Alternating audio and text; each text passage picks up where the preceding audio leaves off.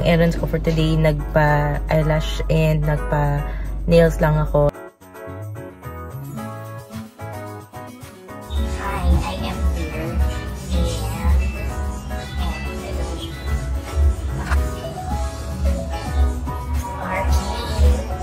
Recent ako na bukas si Colin is not sure how long ago, but fairly recent.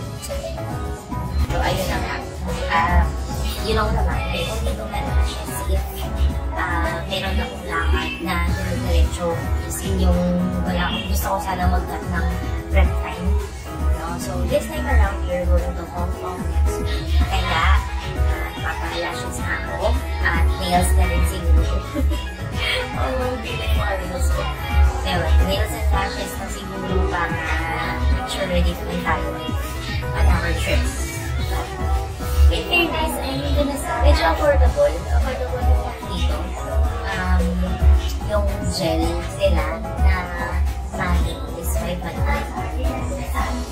Tapos, yung manicure lang is 140.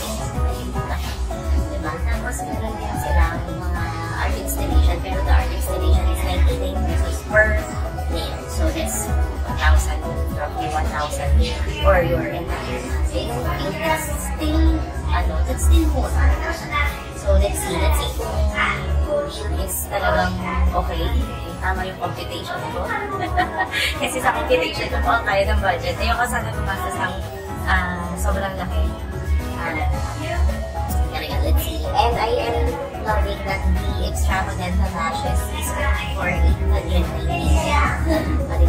Ayun. Tsaka yung natural nilang lashes is only 590. So, that's affordable. Diba? So, let's see.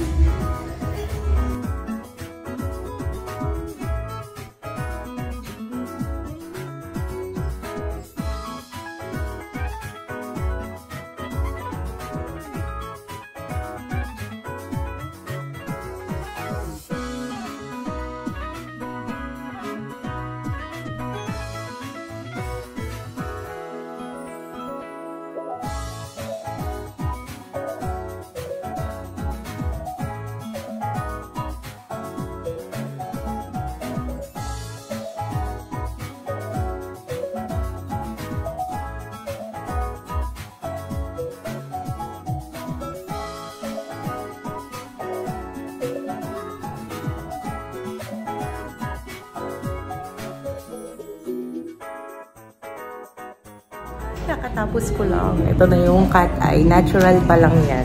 Natural pa lang na lashes. Tapos cat eye yung eme. Ito siya.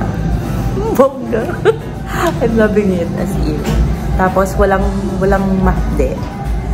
Tsaka yung glue while ina-apply in fairness dun sa glue, ang ano niya, ang hindi ma-fume, hindi masakit sa mata. And yun nga, nung in-apply na, nung nilagay na yung mga lashes, hindi din masakit. Walang masakit at all. Walang tumitikit. So, I'm loving it. Ang gumawa ng lashes ko, si Miss April. Tapos ang nails ko, I'm loving the nails din. This is gel nail. Si Miss Camille naman. Try nyo rin. Ako, ang ganda. I'm loving the service and the result. I chose black. Wala lang. Kasi parang yung mga outfit ko for next week, more of black, white, mga ganon. So, yun. Exciting naman. Ang ganda, promise. Highly recommended. So far, ito yung pinaka gusto ko. So far.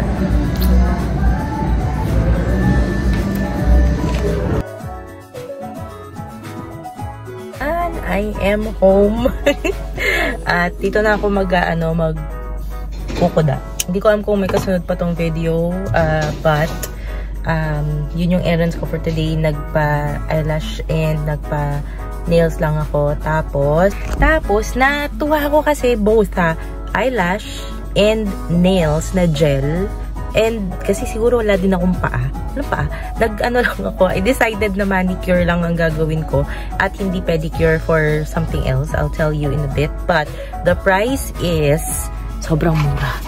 Na-amaze ako sa mura niya. So, for the eyelash, it's 649. Girl, for $649. So far, yung mga pinag-lashesan ko, it's always 1,000 something. This is like half the price and I'm so happy. Ayan siya. It's cat eye. Tapos, sa gel naman na manicure, it's only $499. Ayan. Wala pa sila pala. Yung ano pala, yung sinasabing installation art is nail art. Hindi pala siya yung extensions. So, ibang usapan pa yon yung extensions. But, for gel, I'm happy. I'm happy. I'm loving it. Tapos, ang gusto ko pa sa service nung manicure is that hindi yung super kadkad. Diba, ewan ko, I think na banggit ko na before, ayoko kasi sana as much as possible yung ang gusto ko sana as much as possible is yung hindi masyado madadamage yung nail bed ko. Karamihan ng pinagmamanicurean ko is talagang kinakadkad. This time, in fairness, hindi din sobrang yung na-experience ko rin kasi sa gel before. Talagang fina-file siguro para dumikit yung polish or something. Pero this time, hindi nila final. Parang kung may naman ako, parang hindi file yung ginawa. Kasi nakapikit ako at naglalashes that time. So, hindi ko na nakita, no? Hindi ko na na-monitor. But, hindi super kinadkad. Hindi din super yung daming tinanggal. And nagtanong, ma'am, papatanggal po ba kayo nung gilid? Basta yun lang yung term niya kasi. Matanggal ba nung gilid? Nung sabi kong hindi, okay. Tapos, ito na. Loving it. I love it. Yes. I found my new favorite na pampa-eyelash tsaka pang nails. Now, yung sa paa, I've decided na hindi na lang muna ako mapapedicure kasi ang nangyari last time, and I think it's something na lessons learned ko. I don't know if this will be helpful din sa inyo. I hope it would. But what happened was, wait lang, i-off ko na nga yung engine. Ayan. What happened was, nung pa-gel sa pedi, sa paa. Tapos, we spent, I don't know, 20,000 steps a day nung nasa Japan. Hindi ko alam na super damaged na pala yung paa ko until I had the gel polish removed. As in, damaged pala yung paa ko. Siguro nga sa sobrang lakad, ang nangyari sa kanya, namatay na yung kuko. As in, may linyang pa ganun, may nakalinya, tapos dark na siya. So, hindi, ang sakit, of course, I know it's masakit, pero I did not know to what extent yung nangyayari na pala sa paa ko because I have polish on. So, this time around, I want to monitor and make sure that my feet is still giving. My feet is hindi naman na suffocate. Suffocate na pala siya doon. Hindi ko man lang alam. Kumbaga, hindi ko man lang na-realize. Ayun. Ang alam ko lang, ang sakit na ng paa ko. Pero hindi ko alam na patay na pala yung kuko. Yung ganon. So, this time around, hindi ko na siya kinulayan para nakikita ko naman kung ano nangyayari sa paa ko. Ayun. So, this time kasi, syempre, galaan ito. Maglalakad na naman tayo ng malala. Kaya, ayan, medyo na-expect ko na lumpuhan. Sabi nga ni JM, lumpuhan mode na naman tayo. So, ayun, gusto ko lang ma-monitor yung paa ko. But, ayun, yun lang.